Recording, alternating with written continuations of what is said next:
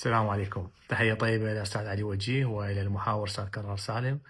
شكرا أستاذ علي هذا الكلام الطيب، وشكرا أستاذ كرار الأخ المحاور على هذا الحوار وعلى هذا البودكاست.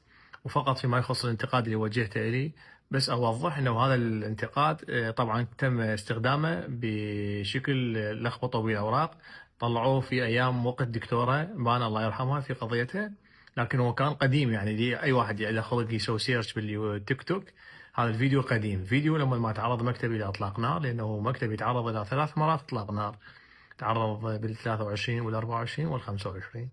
فقلت اخوان احنا مو قليلين الشر، يعني عندنا ناس مربوطينهم وعندنا شباب اقوياء، لكنه هي الحكمه وهي القوه انه انت ما تاذي احد، قادر ولكن ما تاذي.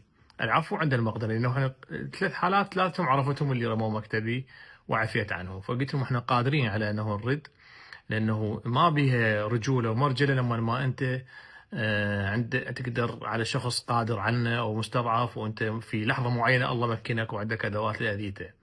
وكذلك مو شجاعه لما ما انت تقول انا ما اسوي شيء وعفيت ولكن انت اصلا مو قوي، لان هاي انت مو قوي فقاصر. لا، لما ما تكون انت قوي وتعفي، هي هاي الشجاعه.